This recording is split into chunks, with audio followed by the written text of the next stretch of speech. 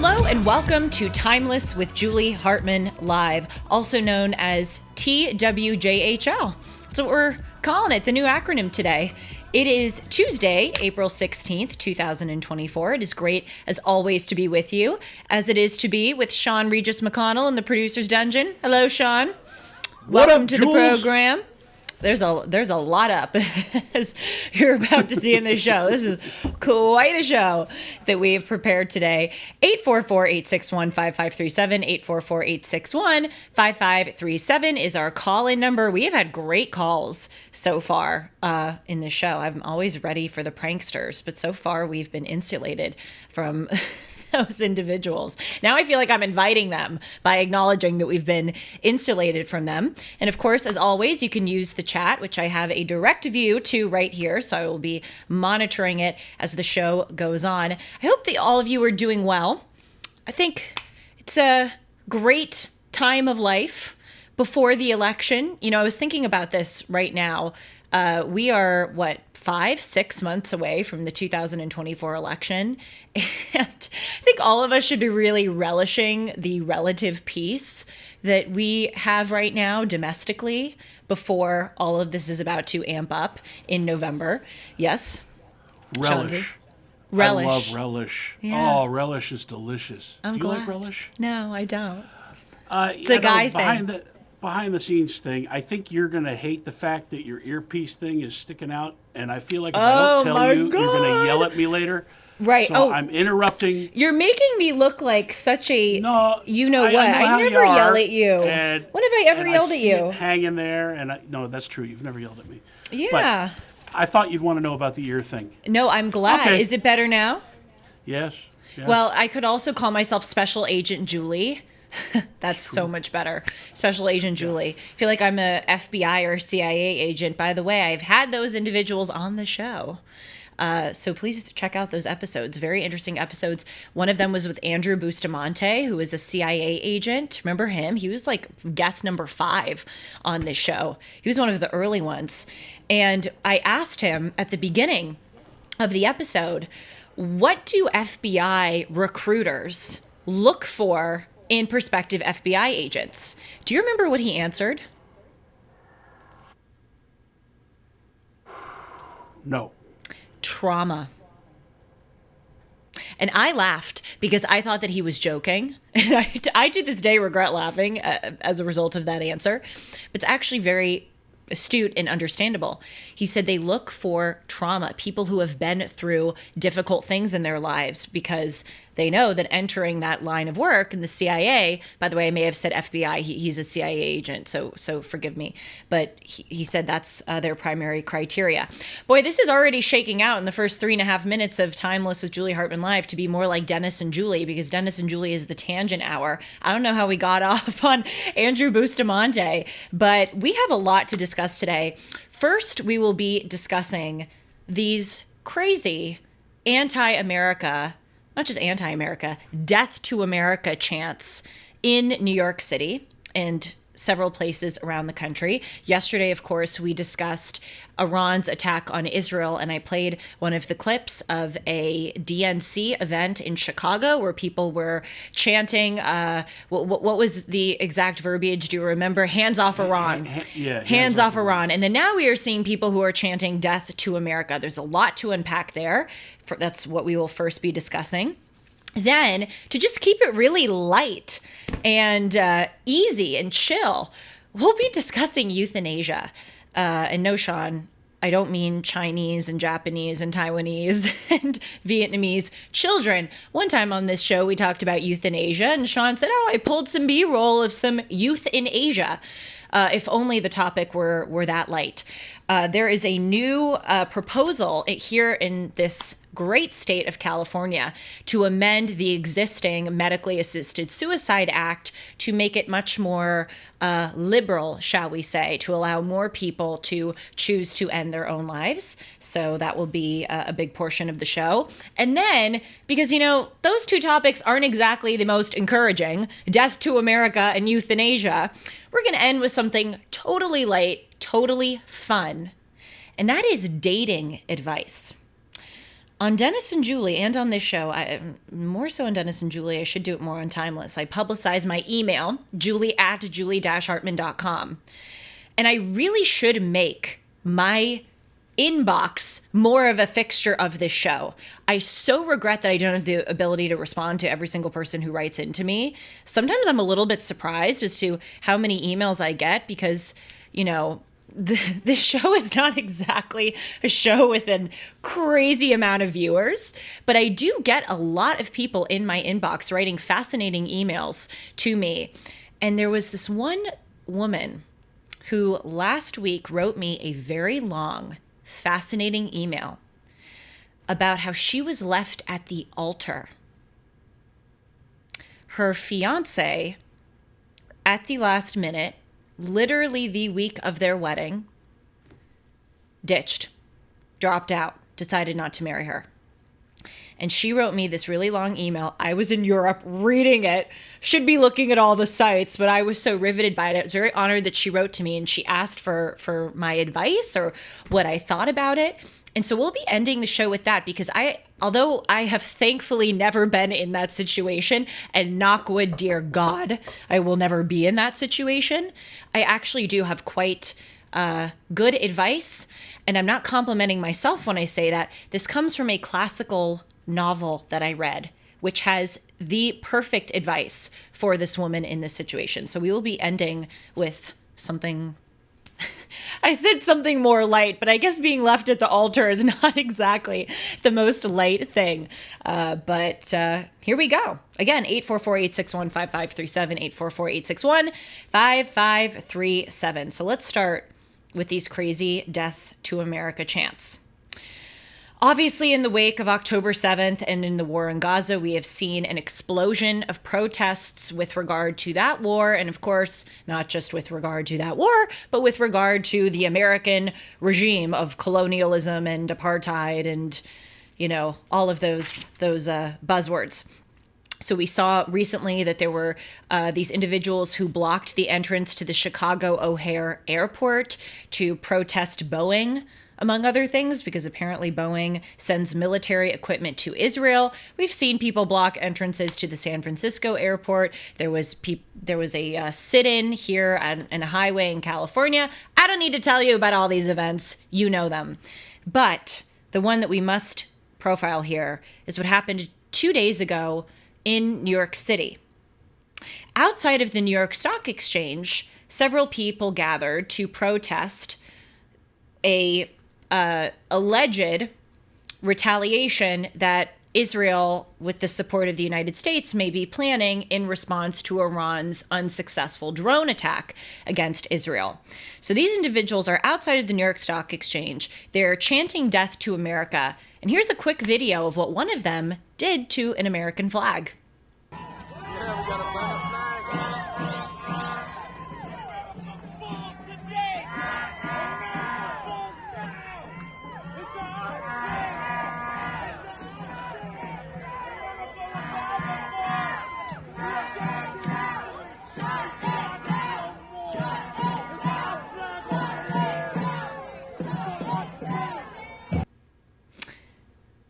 Yeah, I mean, well, here's the thing. This is what I always say when America is disrespected or when Christianity is disrespected.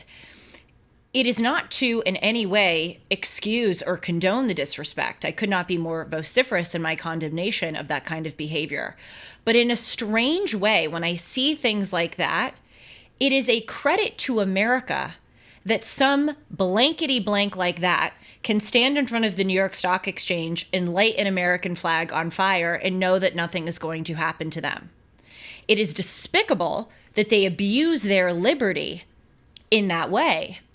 But paradoxically, what they are too short-sighted and stupid to understand is that it is actually proving what a magnificent place America is, that such behavior is allowed.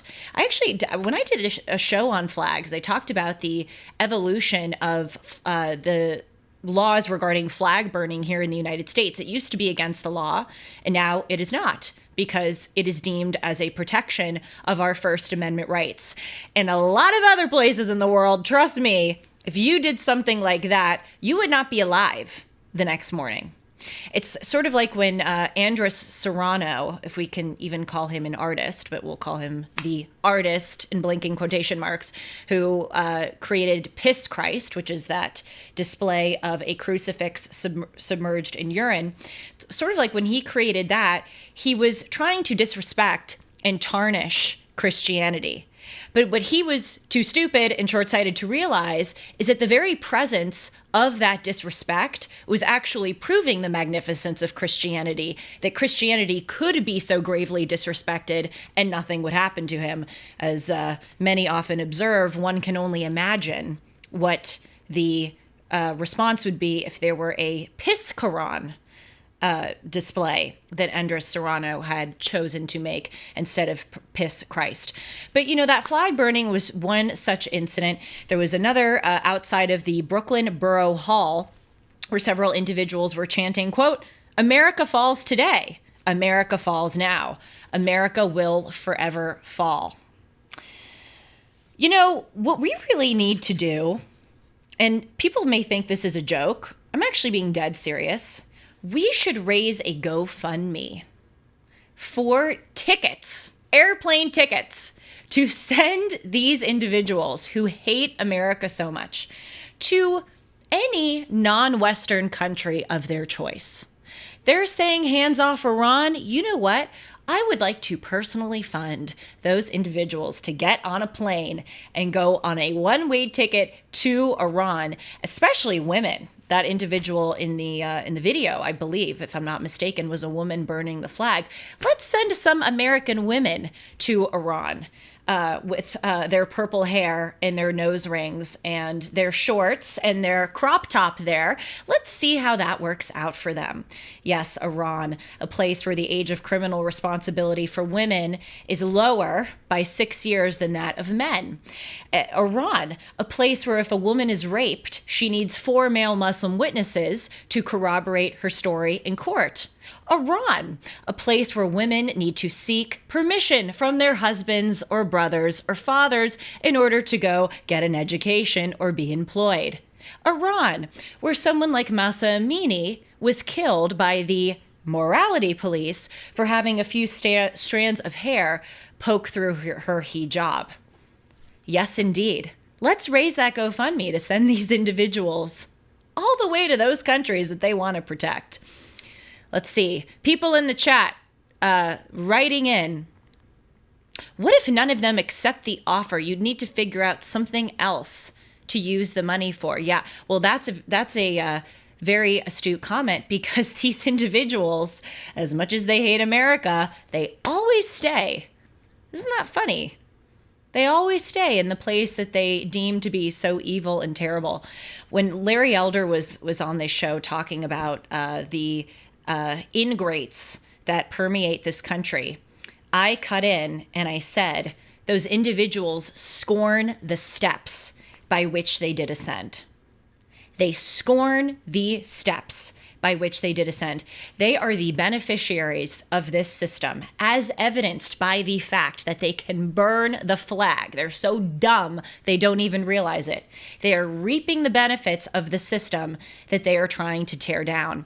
When people come out against freedom of speech, it's always another moment of great irony and a great display of stupidity, because the only reason that they can advocate for suspending free speech is because they have the free speech to advocate suspending free speech.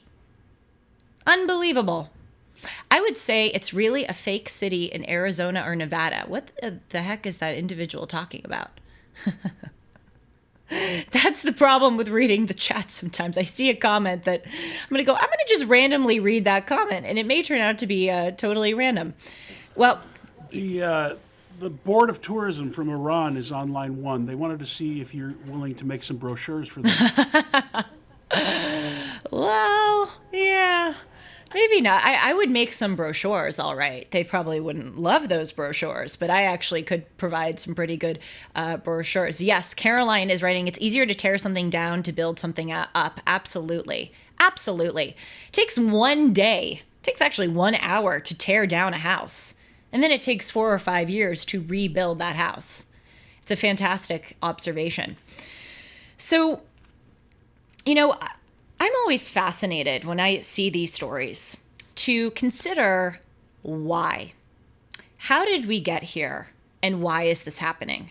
And of course, there are so many different answers, which really almost every episode we explore, perhaps applied to different stories, but really many of them are the same origins. For instance, recently we discussed Yuri Bezmenov, who was a KGB operative who defected to Canada.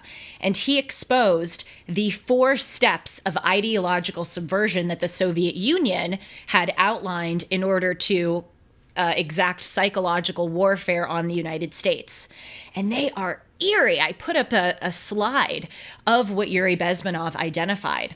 And one of the main steps that the Soviet Union embarked on was this process called demoralization. And they didn't just mean demoralization in the sense of making Americans jaded, although certainly we are, and they have accomplished that.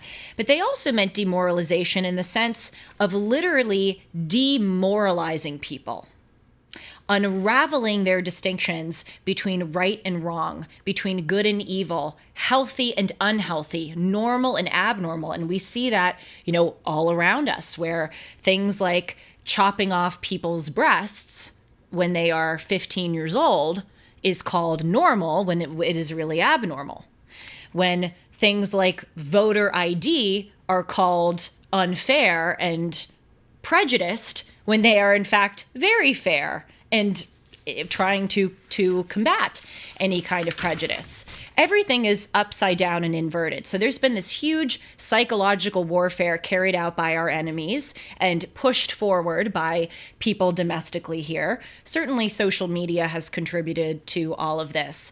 But I think there's a greater situation going on here, where sometimes we tend to point the finger at things like those factors I just mentioned. Our enemies have carried out successful psychological warfare against us, and social media has radicalized the minds of youth, and our education system has failed American school children. All of those things are true. But sometimes by pointing at those factors, I think we miss a very glaring, important truth of life. And that is the presence of evil. That's a really hard pill to swallow. Even for those of us who agree and understand or, endorse the mindset or the worldview that there is evil. But we don't really talk about it very much. It's sort of like viewed as acknowledging the presence of evil or the battle between good and evil, sort of seen as like, oh, that's what religious people talk about, or that's a religious worldview. That is not true. Of course, in many ways, it is a religious worldview, but it is a fact of life. In many ways, it's a-religious. I mean, it is as much of a fact of life as the sun shines and birds chirp and gravity exists. Evil exists. And when we see videos like that, yes, these individuals are brainwashed. I'm certainly not saying that all of those individuals are inherently evil. I think a lot of them have been ideologically corrupted. Frankly, I think a lot of them are profoundly mentally ill and suffer from deep emotional regulation problems. Not all of them are evil, even though they are doing evil, despicable things. But many are. Many, many are. And we run away from this fact that there is a conscious, animate force of evil. And evil people in this world who intend to do very, very evil things. Told you we're keeping it light this show. Started out saying, boy, I have quite a show for you. But this is stuff that we have to talk about. We have to acknowledge. And, speaking, if I may, personally for a few moments, some of you may know I just got back from a fantastic trip to Spain and Italy. Yesterday, by the way, I did a large segment of the show on Bernini, who is a fantastic Baroque sculptor, and all of his marvelous pieces of work. I encourage you to check that out. And I said that throughout the week and throughout many weeks, I'd be talking about some of my experiences in Rome. And when I was there, as fantastic and fun and light and flirty and roamy and the gelato-y as the trip was, one of my main takeaways is this fundamental truth of the existence of evil. And I'll tell you a little story about that. As I perhaps mentioned yesterday, when I was in Rome, I met all of these fantastic Catholics. A mutual friend of mine introduced me to a couple that lives in Rome, Ashley and John, and said that I should meet them. And they were this wonderful Catholic couple. And I went to their aperitivo one of the first nights that I was there, which is essentially like a cocktail party. And then I met all these other fantastic Catholics at that aperitivo. And then the whole rest of the week, these individuals who work in the Vatican or work in media or just live in Rome doing other things, they were gracious enough to invite me into their lives, invite me to cocktail parties and to dinners, out to restaurants. And we had many, many conversations about Catholicism, about life, and about good and evil. And I would sit there, and sometimes it was so intellectually crushing and overwhelming to talk about these very deep things that I sort of wanted to run away. It hit me, the cruelty of life, the amount of suffering that exists. I just want to show you a few photos to continue the jolly discussion, but again, this is really, really important to acknowledge. And the further we run away from it, we're not doing ourselves any kind of service. I want to show you a few photos from my trip that really kind of hammered this point home to me. The first here is from when I was at St. Peter's Basilica in the Vatican. This is a relief of St. Peter, who was crucified upside down for preaching the word of God and for getting the keys to the church, spreading, or trying to spread the glory and the kingdom of Christ in Rome. He was crucified upside down. Can you imagine that? That's the first thing. Here's another sort of part of the trip where all of this, the cruelty of the world, the existence of evil, the deep suffering that people have to go through, was hammered home to me. Another part of St. Peter's Basilica. This is Michelangelo's Pietà. Mother Mary holding her son, a dead Christ. I stood in front of that Pietà and started crying, thinking about what Mary had to go through. And crucially, thinking about the many mothers who stand in front of that Pietà, mothers who have lost their children, whether through death or a break in the family, or someone like my mother who always says that she, in many ways, lost a child. My older sister has very severe autism. I thought about all of the many, many people who have stood in front of that statue, seeing themselves in Mother Mary. I'll give you a third one to continue the jolly, jolly conversation. I was in another church and I came across a grave of a Christian couple who treated people who were infected with cholera. And they were these missionaries who would sneak out in the middle of the night because they were forbidden from getting near people with cholera at the risk that they may be infected by cholera. But nevertheless, they were so motivated and redoubled in their faith to go help those individuals. And they went out and tried to heal people with cholera. And they themselves got cholera and died very young, this young couple. That also happened to be in one of the churches of Saint Lorenzo, who was a saint who was burned alive. Why am I telling you all of this? Why am I launching into a great conversation about the immensity of suffering and evil in the world? Well, it's because when I was there and when I saw all of those things, I felt this urge to run away. When I would sit at the dinner with these Catholics and talk about all of the things I saw that day, and they would further the discussion, tell me about more martyrs and saints and Christian missionaries who've suffered a great deal. I sat there and I went, why have I chosen this life? Why have I chosen to consume and become aware of this reality? I know a lot of people, as you probably do, who sort of take a conventional path in life, a path of least resistance, as they say. Individuals who may be, and I don't say this with scorn or judgment, it is just a fact, individuals who don't want to contemplate religion or don't want to contemplate the existence of good and evil and sort of want to tread forward, go to work, have a girlfriend or boyfriend, club on the weekends, and just kind of go through life in that way without really looking around and endeavoring to have a greater understanding or consideration for this great, spectacular, beautiful, but yes, cruel world around us. And I was sitting there and I was thinking, why didn't I choose that path? What an easier path to just kind of go through life and pacify yourself and play video games and not think about all of these things, the Pietà and St. Peter being crucified upside down and the cholera couple. Why can't I just go that way? And then I realized it is such an immense disservice to not understand and not want to understand the fundamental reality of life, including the existence of suffering and including the existence of evil.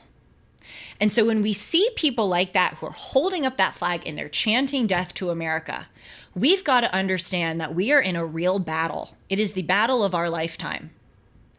And that is combating the conscious, animate forces for evil who are endeavoring to tear down one of the greatest sources of beauty and truth and goodness, the United States of America.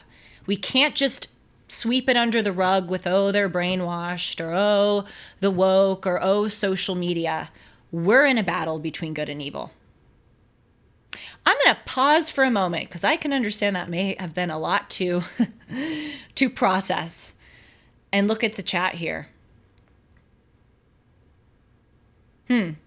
Someone writes, I've been wondering this too recently. I wonder what's wrong with me for thinking about these things all the time when so few people seem to. Well, what I would say to you, my dear friend, is that there's nothing wrong with you. In fact, that's a credit to you that you think about these things, because it's much easier to not. It's a much better, happier, frankly, life to kind of go about in this kind of slumber or resignation to these realities. But so much of the problem in our country now is that we've run away from the truth. It fosters and festers more evil the more that you run away from the realities of life.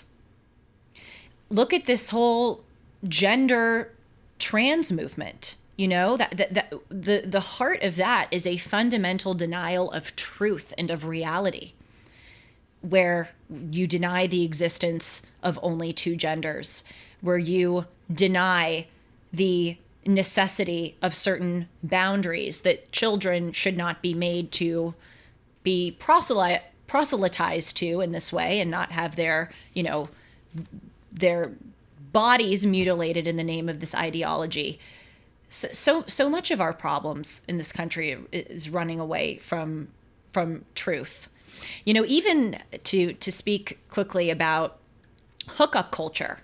This is a big problem among people my age, women my age, who have been told by third wave feminism that there's something empowering about acting like men and taking your clothes off and sleeping around.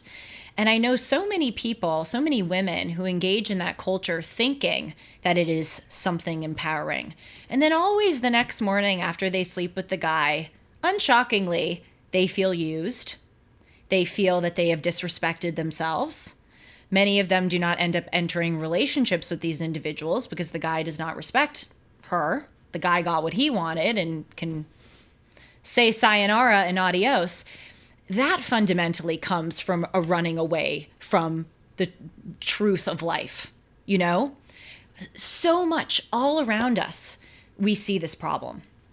And so I think just one big example of this is that we try to run away from the existence of evil, and we want to dismiss actions like that and not really face them for the grave and enormous problem that they pose. And frankly, this problem is only going to get worse because these people are multiplying. They are not being punished for their actions. Their evil behavior is being legitimized. And so this is really the struggle of our life, is to try to combat this evil. Who needs a drink? Anybody need some wine? I brought back some limoncello from Rome. I was actually thinking I should bring it here, but maybe that's not the most professional thing in the world. Bring limoncello to work day. But after this conversation, we may need it. Caroline is writing, I agree, there's so much evil in this world. However, what is interesting to me is our response to it. More often now, I feel we accept evil as part of the world and choose to turn our cheek. Well, that's exactly what it is. And that's part of why in this show, I want to have the euthanasia conversation, because I think there are a few greater examples of this turning away from evil than this. And the big problem, too, is not just that we turn away from evil, but we seek to legitimize evil and couch it in language of goodness. Like even this whole idea of gender-affirming care, mutilating the healthy breast tissue, the genitals of a minor, is despicable. It is the epitome of evil. And it is not affirming the person's gender, it is denying the person's gender. But here we take that very evil thing, and it's not just bad enough that we allow it to happen, but then we twist its language and we package it as something that is totally good. And that's what we're doing with euthanasia. So shall we move forward with that? I know Sean and I were wanting to talk about airports at some time in this episode, but I think we should continue with talking about euthanasia, because it's a good kind of segue and continuation of this. But again, I'm going to pause and allow Sean to cut in if you have anything to say. If you don't, that's fine. But that was a lot, I understand. You got anything to say about the nature of good and evil and suffering? Well, I was listening. Well, it's not a happy thought, but I was thinking, you can't eradicate evil. There will always be evil. We have to try to maximize goodness, and I think it feels like evil's winning, but I still believe in the silent majority. I believe in the good people of the world. I mean, it's amazing that we function every day, and you don't hear about the average person that goes to work and raises a family and does the right thing, but they're out there in big numbers, and we win every day, and it's hard to remember that. And I try to remember that, because otherwise it feels like the world's crazy and it's crashing on you. But well, absolutely. I'm glad that you cut in and said that, because yes, there is a lot of evil. And yes, evil has always and will always exist. But one of the things about being in Rome, if I may talk about it for the 5,000th time, in 3 weeks from now it'll be a lot less. But forgive me, I'm fresh off the plane and feeling very inspired by my time. But it was so poignant for me, the intense and widespread amount of unjust suffering and evil and persecution. I mean, that's basically the whole story. That is the whole story of Christianity. The most righteous person on earth, Jesus Christ, the Son of God, who came to earth to heal the sick, to, help bring truth, beauty, and goodness. He was crucified. I mean, that is teaching us something. That is teaching us that suffering and evil is a fixture of life and not a bug.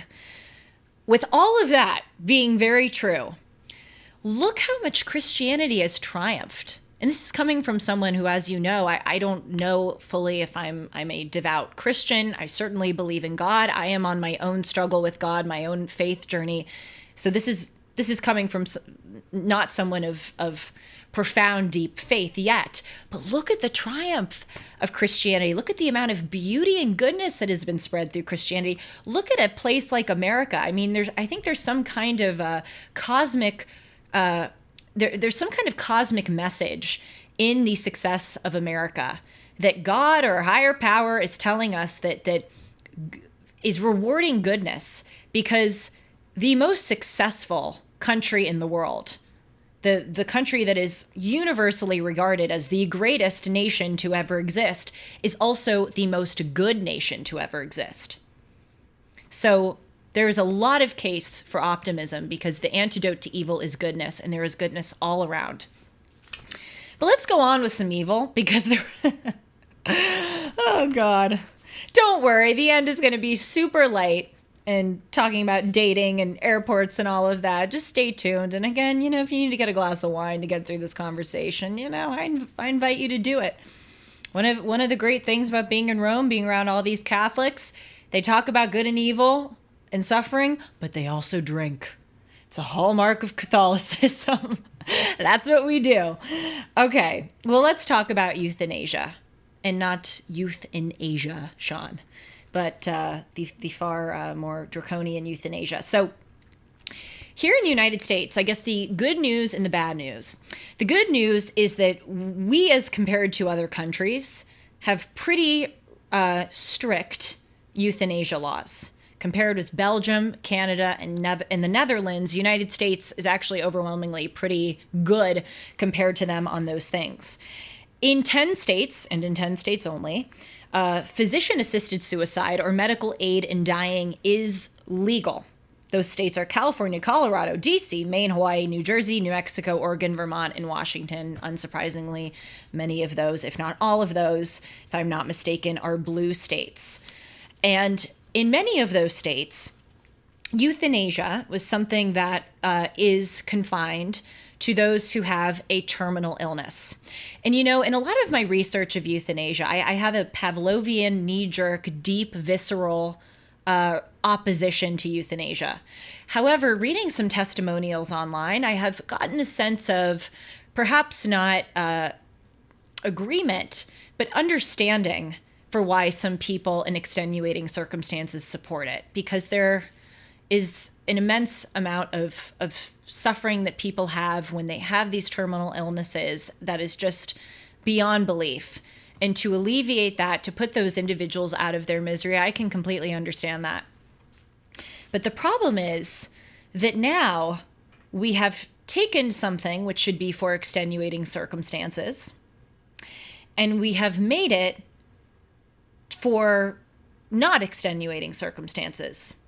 And we have taken something which is evil, killing someone, and we have packaged it, apropos of this conversation, as something that is good and something that should be endorsed. And so here in California, don't ask me why I continue to live here. I mean, the weather's really good. Sean Z and all of our dear producers are here. Dennis is here. There's some good food. Trying to think of, there's the ocean. I guess that's why I continue to live in the state, despite all of these crazy policies. But there is a Senate bill, SB 1196, that is being proposed, which would amend the current law in California. The current law is called the End of Life Option Act, which, as I said, allows terminally ill individuals to, with the assistance of a medical professional, end their lives. This newly proposed Senate bill is trying to amend that to allow A, non-residents of California end their lives, B, to change the criteria from a terminally ill patient to extend it to those who have mental illnesses, and C, to extend the methods of such procedures. So no longer just taking a pill, but intravenous methods to end those lives. But what's really important here, obviously, is the criteria that has been changed. And here's two direct quotes from this proposed bill of how they would change it. So it was once for terminally ill, and now it is for individuals with, quote, grievous and irredeemable medical conditions. That's very vague. Grievous and irredeemable medical conditions. And then get ready for the next part. They've also changed it for those who, quote, have a illness that is, quote, intolerable to the individual and cannot be relieved in a manner that the individual deems acceptable. So this is the whole feeling culture. I identify culture, my truth culture. There's your opinion, there's your experience, but there's no such thing as your truth or my truth. There is the one unchanging truth which stands above all of us. But we see that this language, which has been colloquialized and made very common just kind of in daily life, it has extended upward into our laws and into the medical profession, where now in California, if this passes, a person may be able to end their life if they deem that they do not have, that their ailment cannot be remedied. So we have seen that since 2016, that's the year after the original euthanasia law in California was passed, we've seen that from 2016 to 2022. There have been 3,349 individuals here in California who have gotten medically assisted suicide.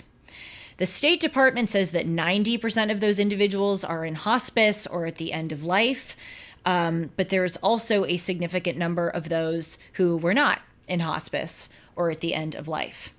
And I want to compare this to some of other examples. I mentioned Belgium and the Netherlands and Canada, of places which started out with providing euthanasia or medically assisted suicide in some very extenuating circumstances, and then very slowly kind of stretching the boundaries,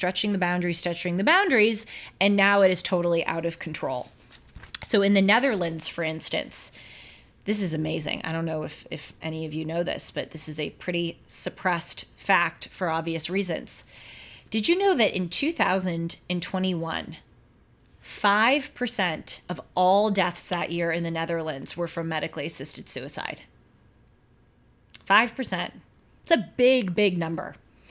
And so what happened, as I said, is that when the original law was passed in 2022, it started off with terminally ill patients, with the help or with the approval of some doctors, can get medically assisted suicide. And then it stretched a little bit to the chronically ill, which is different, very different from terminally ill. And then it stretched to the elderly. And then it went even beyond that to those who are suffering from mental health problems. And then it went on to those who have disabilities. So, according to a Kingston University study, this is zeroing on some of the facts, this is profiling medically assisted suicide in the Netherlands. They looked at 900 cases of medically assisted suicide over 10 years. Out of those 900 that they identified, 39 of those people who got medically assisted suicide had autism or another intellectual disability. And of those 39 with autism or an intellectual disability, 18 of them were younger than 50 years old. And many of them cited, quote, unbearable loneliness, social isolation, and lack of coping strategies as why they sought out medically assisted suicide because of their disability. To continue on with the really, really jolly conversation, euthanasia killings in the Netherlands rose 14% in 2022. This is according to Dutch News, to 8,720 deaths. That's 5% of all of the deaths that year in the Netherlands. I think I said in 2021, forgive me. It was actually in 2022. And if you look again at many of the most cited reasons, it was not terminal illness. It was not chronic illness. It was feelings-based ailments, hopelessness, unbearable loneliness are two of the most cited criteria. How sad, how unbelievably sad that now we live in this culture where the solution to your hopelessness or your unbearable loneliness is, well, maybe you just don't need to be here. Horrible. And, you know, the culture more broadly in the Netherlands has changed. For instance, now there's a parliamentary bill. It's called D66, if you want to look it up, and it's called a completed life bill, where now they are even trying, if it's even possible to do so, to extend those euthanasia statutes in order to give it to people who say that they have lived a, quote, completed life. Once you reach the age of 75, if you think that you have lived a full life, then you are eligible, if that law passes, to get medically assisted suicide. I will just quickly tell you about Canada really fast to show how similar these trends are, of starting by making it small, mushrooming the criteria, and then having a lot of people culturally start to think that this is something that is acceptable. In 2021, 3.3% of all deaths in Canada were from medically assisted suicide. And according to a 2019 medically assisted suicide report carried out in Canada, 13% of those who got the medically assisted suicide that year cited, quote, isolation or loneliness. 34% cited, quote, perceived burden on family, friends, and caregivers. And 4.7% cited, quote, emotional stress, anxiety, and fear. And now, like the Netherlands, many Canadians are becoming much more liberal in terms of their perception of the acceptable criteria for medically assisted suicide. 27% of Canadians, according to the Epoch Times, strongly/moderately agree that euthanasia should be acceptable for the homeless. The homeless. So we are now living in this culture which is really turning away from the dignity and preciousness of the human life. And this is part of this conversation about evil. That is an evil thing. That's not just a brainwashed thing. That is not just a misguided thing. That is flat out, unequivocally evil. But we're starting to see in the United States the way that this is growing and permeating. You know, we have a very kind of nonchalant attitude, for instance, towards the fentanyl crisis. 100,000 Americans every single year die from drug overdoses. Most of them are fentanyl. And we kind of like read those stats and we're like, oh yeah, that's pretty bad. Wow, that's increased, but okay. How about the crime policies that have proliferated in our cities? With the story I profiled in Long Island of these people who murdered several individuals, chopped up the body parts, and then they are out on supervised release because their crime is not cash bail eligible in New York State. We have so allowed these things to permeate, couching evil as something good and something noble. It's noble to not have cash bail. It's noble to let people, use all of these drugs superfluously and however they want. It's noble to allow people to end their lives if they are experiencing helplessness and loneliness. We are cheapening the dignity and preciousness of human life. And I just wonder where people think that this is going.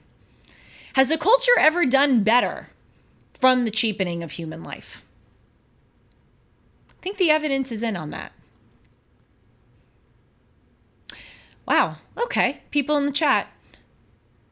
Caroline saying it has helped me frame evil as a battle to fight and elevates the heaviness of evil in my mind. Yes, evil is a battle to fight. Sean, how are you doing in there? Totally jolly and encouraged? Yep. You really brought some heavy stuff today. Well, we're turning on to something different, but I must read a challenge in the chat. Julie, stop talking complex issues and cherry picking points to point to others as evil.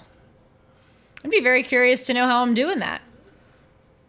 I don't really know how it's cherry picking to talk about the ever-growing incidences of medically assisted suicide. Oh, this person writes, trans children are not evil. Right, like I said trans children are evil. Brady, when in this episode did I said trans children are evil? I said transing the children are evil.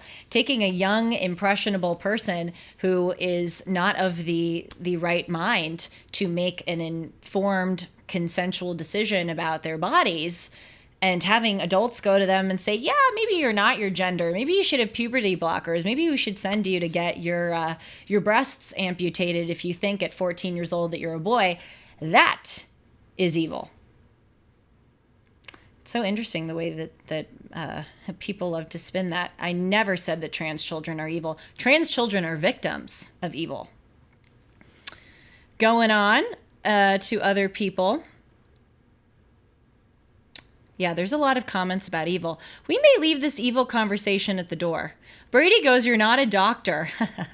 Well, actually, I'm glad that Brady, you're writing this, because so much of the problem right now in this country is that people go, oh, well, you need to be a doctor in order to say, to make a decision about whether kids should or should not mutilate their bodies.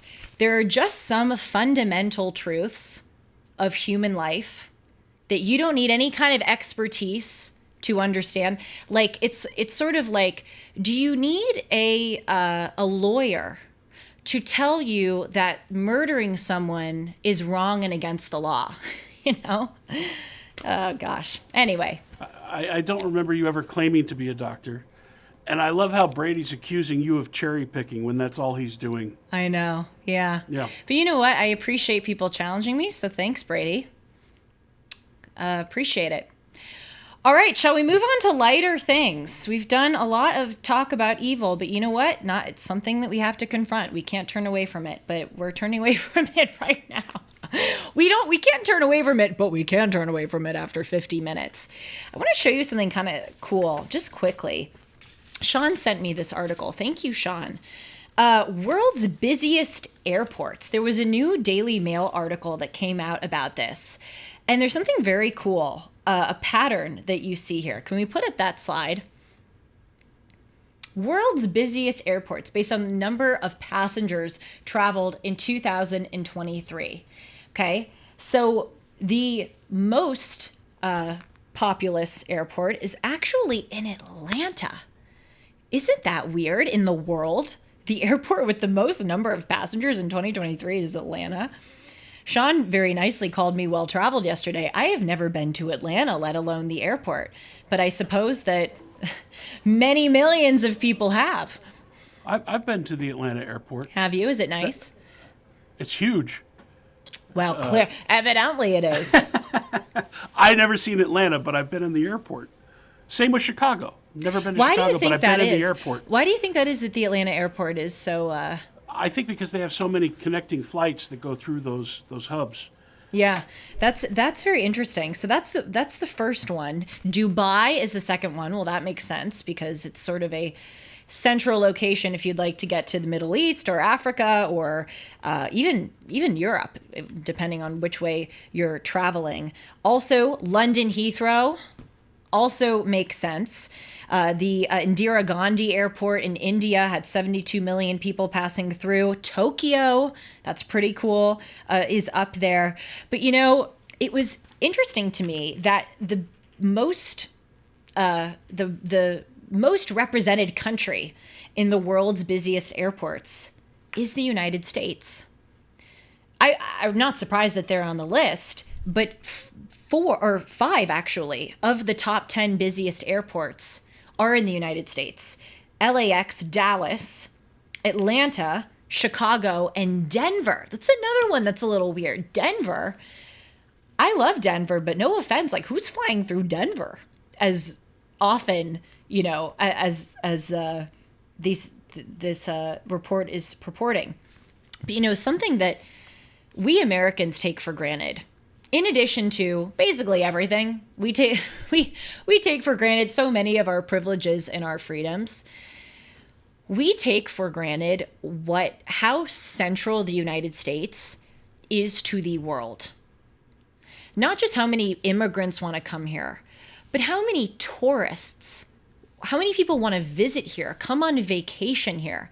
And when I was abroad, we should count how many times I'm saying in the show, when I was abroad, when I was in Italy, I love observing all parts of the trip, including airports. Airports are very fascinating to me. By the way, although there are many airports in the United States which are the most traveled, I have to tell you, international or airports, i.e. airports outside of the US, they are so much nicer than our airports here.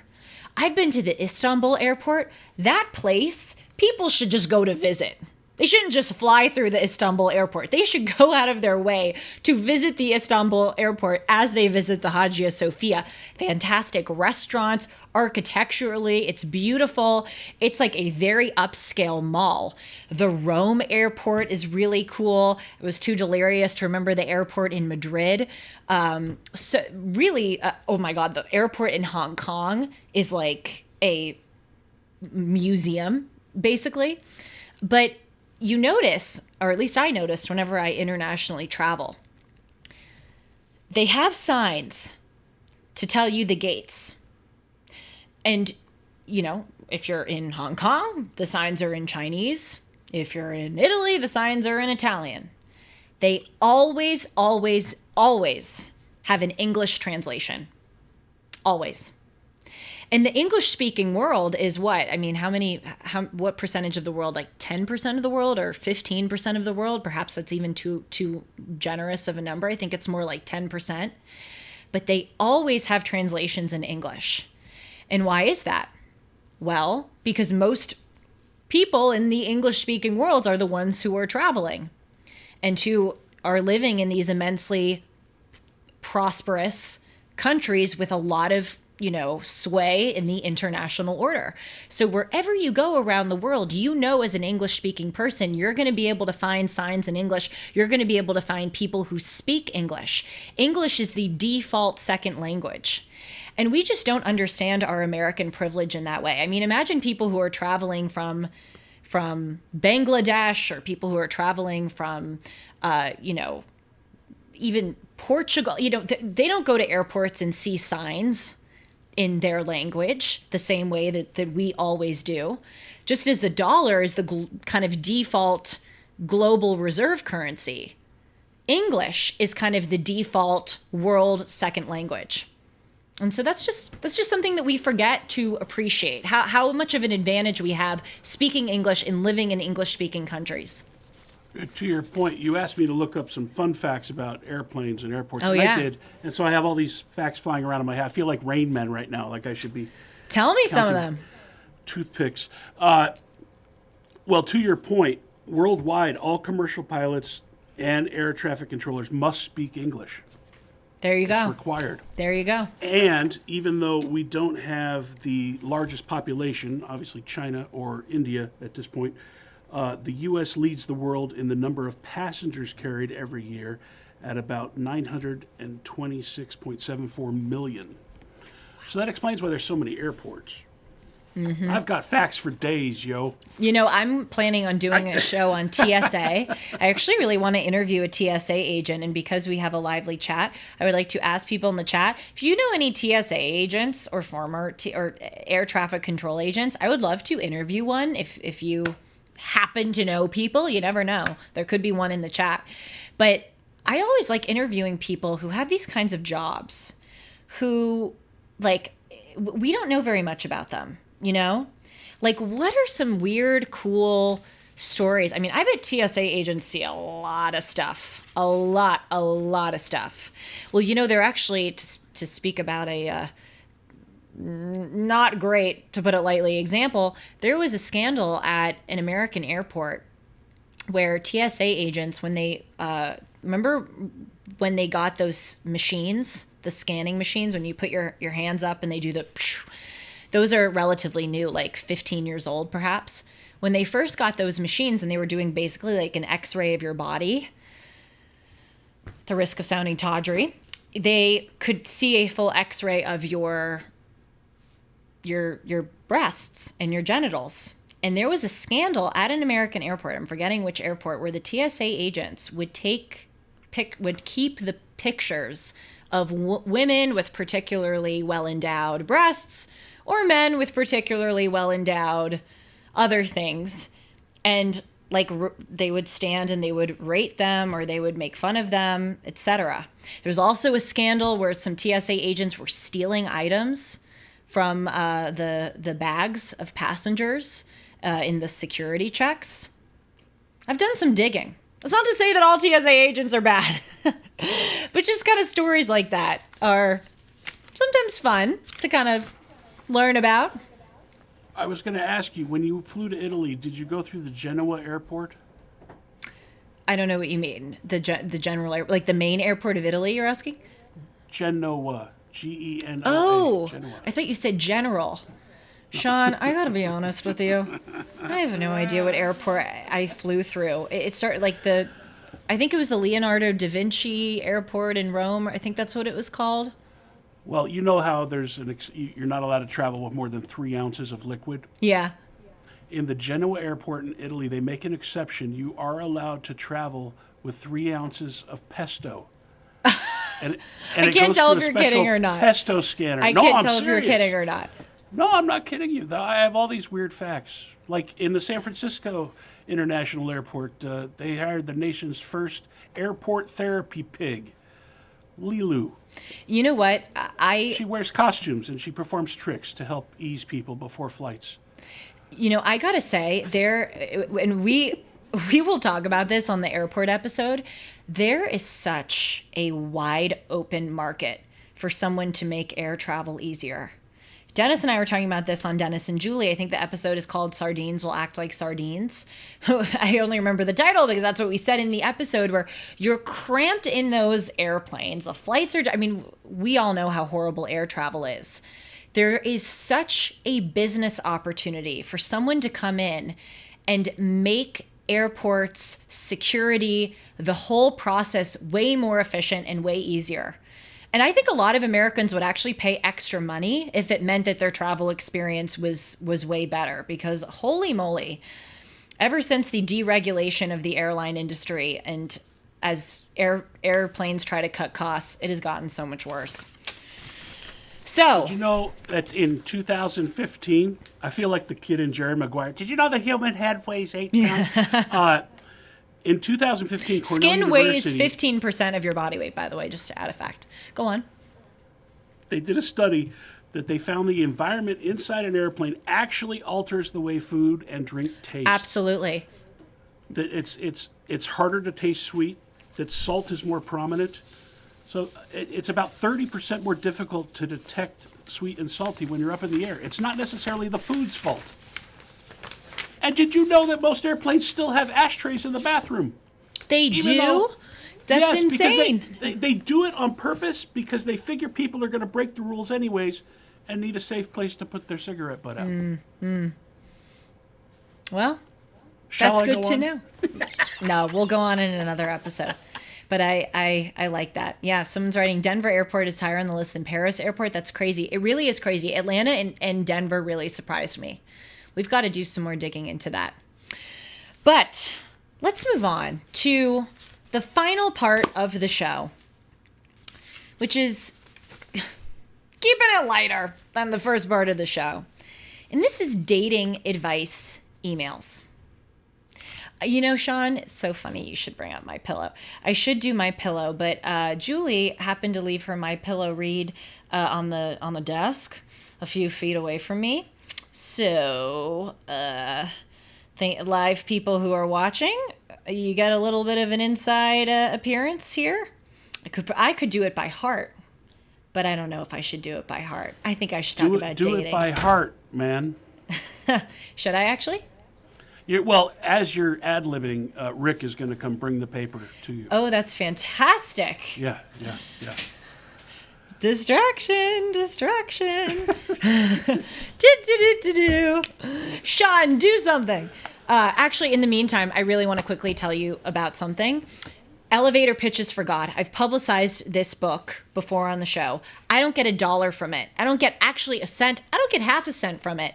I am in this book. It's a book which is comprised of 70 authors who write 500 word or less arguments for why they believe or don't believe, but still believe that God is necessary.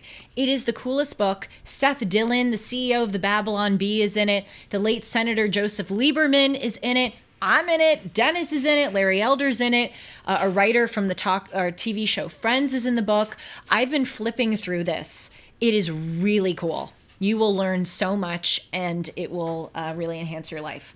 And again, I don't get anything from it. It's just that good. And now, miraculously, I am ready to talk about my pillow. So as many of you know, I use a lot of my pillow products. I sleep on a My Pillow. I sleep on the Giza Dream bed sheets. I wear my slippers almost every day to work because they are so comfortable. And I use my towels, and you can get a lot of these products at an immense discount. Right now, My Pillow's having a $25 extravaganza where almost every product is $25. 2-pack multi-use My Pillows are $25. My Pillow sandals are $25. 6-pack towel sets for $25. 4-pack dish towels, you guessed it, for $25. And for the first time ever, the premium My Pillows with all new Giza fabric are just $25. Orders over $75 will receive free shipping. Just go to mypillow.com and use the promo code Hartman or call 1-800-566-6745 today and use the promo code Hartman. So, to wrap up the show today, I'd like to tell you about some emails I have been getting pertaining to dating. I get a lot of emails on a lot of different subjects from fantastic listeners and people who challenge me, which is always great. You can email me with any of that at julie@julie-hartman.com. By the way, I got an email, and I will never, by the way, I'll never say your name. I'll never say where you're from. I'll never reveal any personal details about you. I am very, very motivated to maintain the anonymity of those who write in. But I got an email from a transgender individual. It's funny because Brady was asking, do you know any transgender people? I, in fact, do.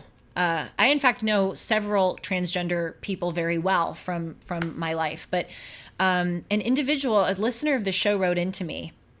And she said that she feels very alone because although she is transgender, she believes that gender dysphoria is a mental illness, and that by even acknowledging that she has a mental illness, she is saying that she is immediately called a pariah by people. And then she went on to say, I wish that people understood that it is, or she wrote, I wish that there was a cure for this. I wish there was a way that people could take medication or get psychiatric help to cure gender dysphoria, because she said you have no idea how terrible it is, that the only cure right now is to change your body and to take these puberty blockers. It is one of the worst things that a person can go through. And I thought, what an amazing, insightful, vulnerable email. So that's just a little taste of the kinds of things that I get. And I want to make my emails a much more prevalent part of this show. But there are two that I got recently about dating. Sometimes when it rains, it pours. You get emails on specific subjects. I got two on dating.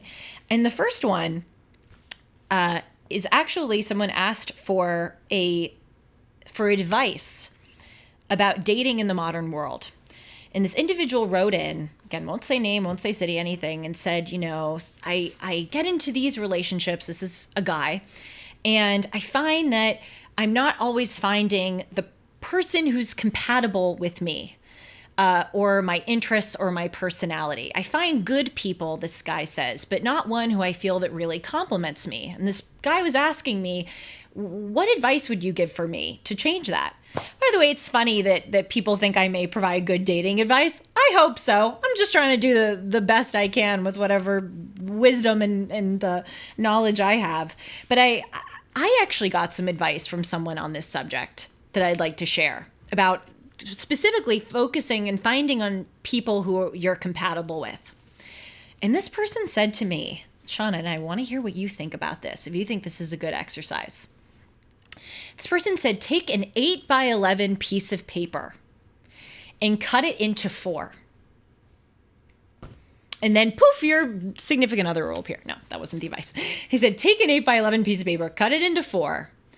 And on one side, write your 4 best qualities. And then flip it over. And on the other side, write your 4 worst qualities or things that perhaps you need to work on. And then this woman said to me, she said, look at the 4 worst qualities and try to find the positive counterpart of those worst qualities. So if you write, for instance, that you are an anxious person, then the positive counterpart of your negative quality would be calm. Or if you are an introverted person who struggles with socialization, then the antidote of that would be an external person who is outgoing. And then she said to me, look at those 4, which are the positive counterparts of your negative qualities, and that is the person who you should be looking for. That is the person that you would probably tend to be compatible with. And I thought that was a pretty good piece of advice. And so this guy who wrote into me, I wrote back to him, but I wanted to share it with others on this show. Start there. You know, I think that's a nice thing to kind of think about, maybe where you need to improve, and considering that the person that you may want to be with is someone that would complement you in those areas. I think those tend to be the most successful couples. I mean, I look around at couples all the time. I mean, I look at my parents, and they have that in spades. They really complement each other's qualities and make up for each other's weaknesses. Yeah, they say opposites attract, right? Paula Abdul sang about it with MC Scat Cat. I'm sure you remember that. Anyways. Totally remember. That exercise, I think, is important for 2 reasons. A, it's really important to know yourself.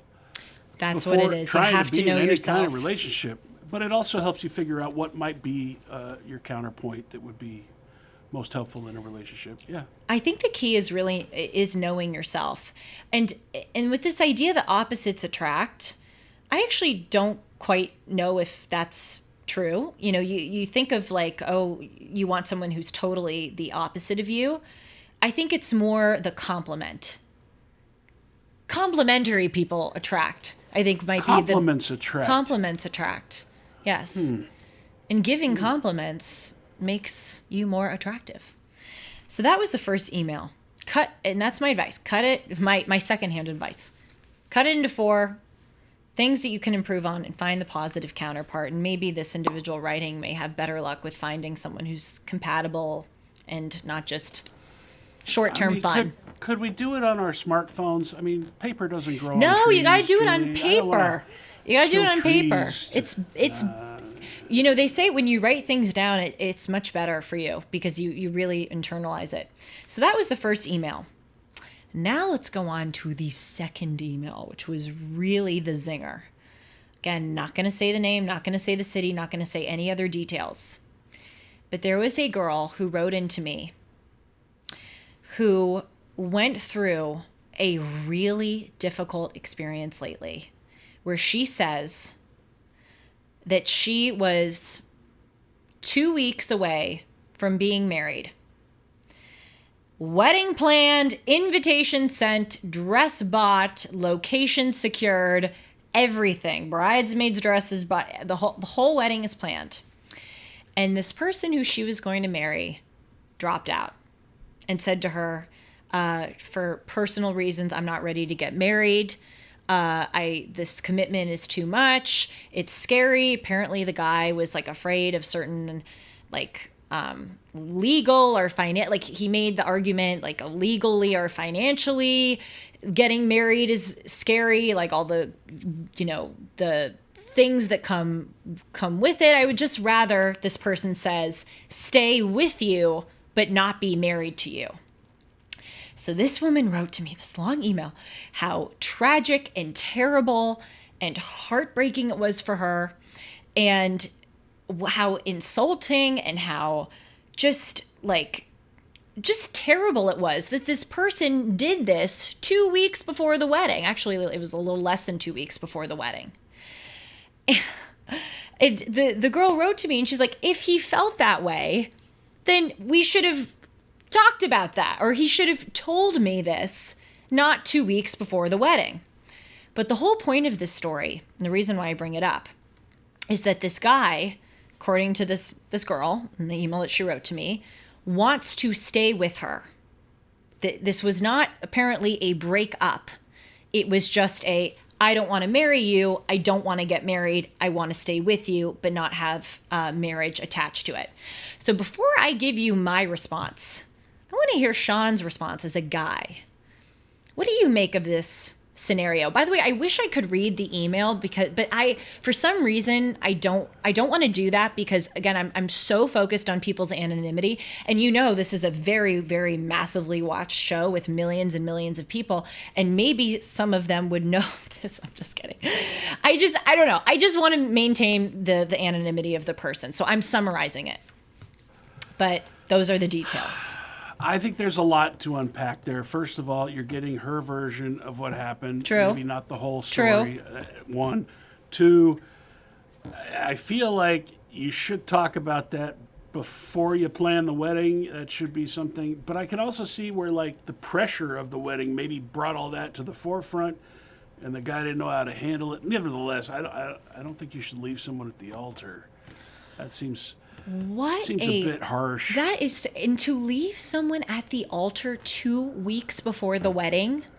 Well, if it was 2 weeks before the wedding, how was it at the altar? That's what I'm saying. Like, if you just don't show up the day of, that's like terrible. Those are, But if it's 2 weeks ahead of time, then it's her perception that she was left at the altar. Oh, my dear Sean, it is not her perception that she was left at the altar. She was left at the altar.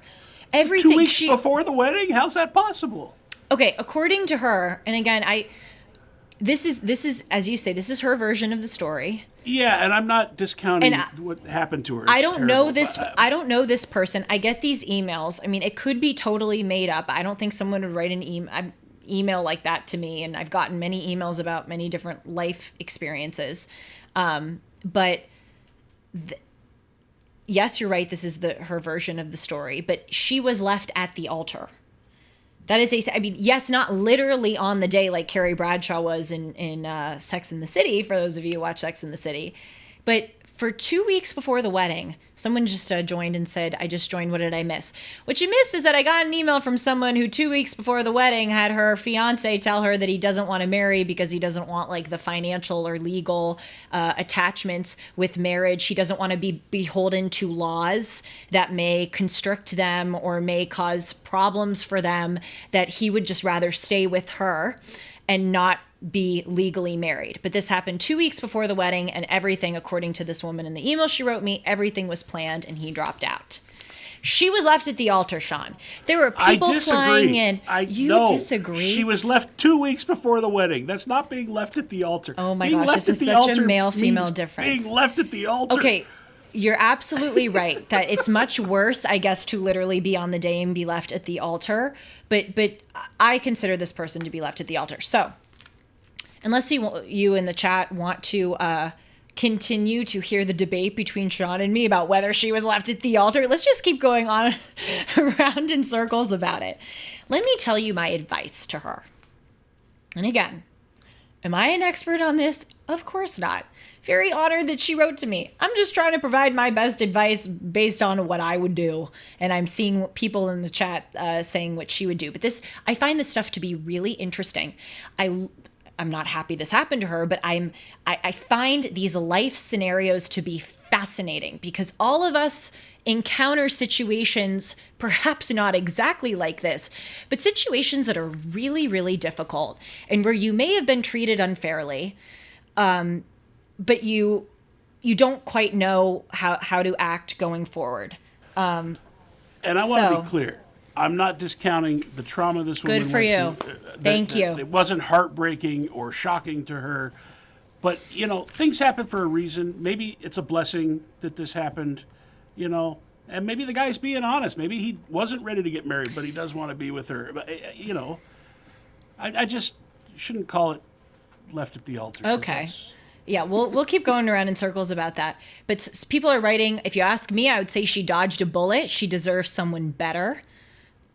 I agree with you. Someone wrote, it's better to address this before than after. It will become more costly in time. Someone writes, many men have been left in dire straits due to marriage failing and the system working against them.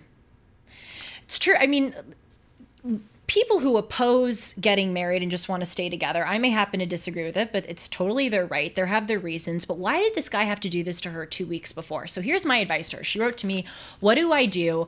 I love him. He's the love of my life.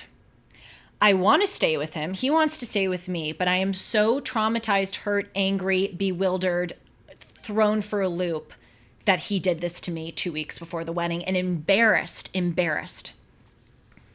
Here's what my advice is to her. If he's going to do something like that to you now, he's going to do something like that to you again. You do not do that to a woman. And I know we're joking about how Sean and I are debating about leaving at the altar.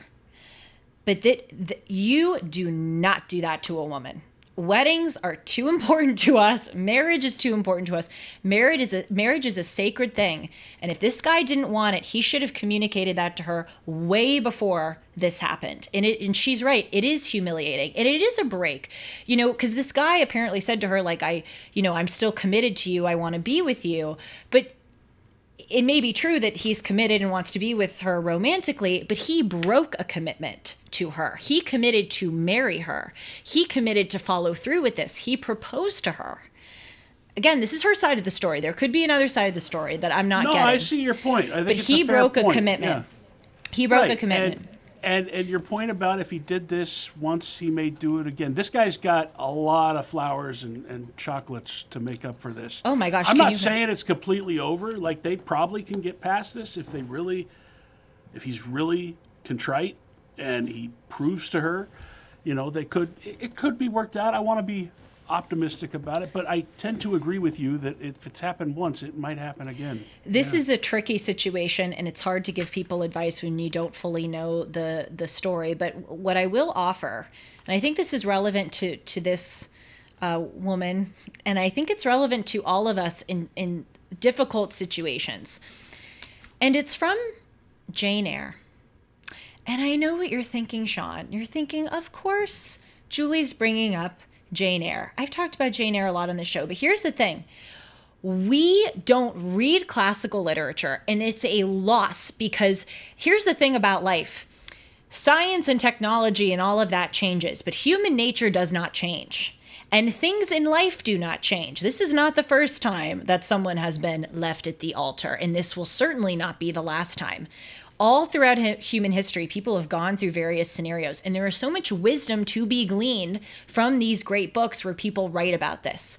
So I want to offer to this woman that my darling Jane Eyre, great book, she fell in love with Mr. Rochester. To give some spoilers, she was a governess for Mr. Rochester, who was older. She falls in love with him. He falls in love with her. And it turns out, spoiler alert, that Mr. Rochester has a wife who is a lunatic who is living in the attic of his house.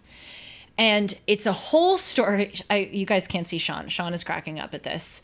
It is a little bit crazy, but human nature doesn't change. People have crazy wives locked in their attics who are lunatics.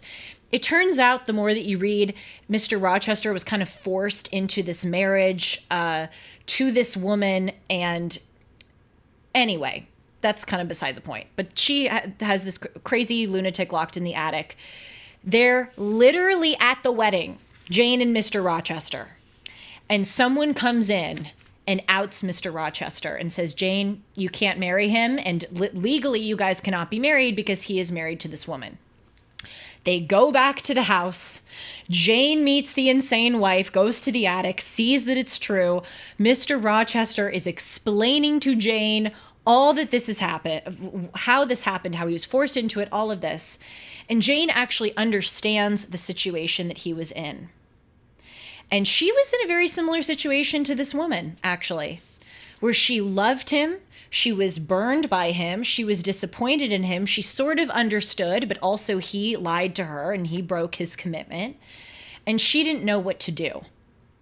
And I want to read to you quickly a passage of how she made her decision, because it is relevant to this person who wrote to me, and I'm telling you, it is relevant to all of us.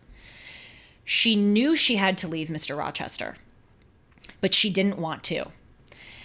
And here's what she wrote. She basically said that in her deep love for him right now, she so doesn't want to leave him, but she knows it's the right thing to do that. And she needs to remember back when she was clear-headed about the way that she wanted to live her life and the self-respect that she had. She was saying she needed to remember back when she was clear-headed what she decided for her integrity, and not let these emotions at the time take her away from that. So here's what she said. She said, I will hold principles received by me when I was sane, not mad, as I am now. Laws and principles are not for times when there is no temptation.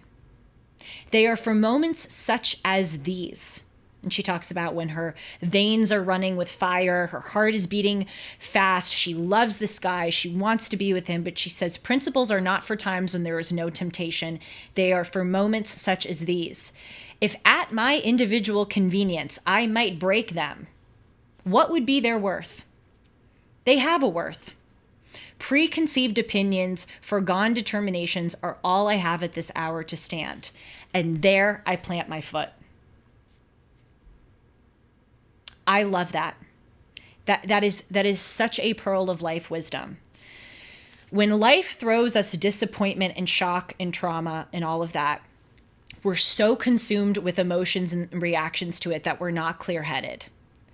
And sometimes we need to go back to the time when we were clear-headed and we thought through what might happen if life may throw us a doozy. And as Jane says, when you have temptation, you can't break from those principles that you decided on when you were clear-headed. So, can't provide super specific advice for this woman, but think about your self-respect. And think about what you would do if you were clear-headed about this and could see this objectively instead of in the torrent of emotions that I'm sure that you're feeling. And by the way, thanks for trusting me with giving you some advice.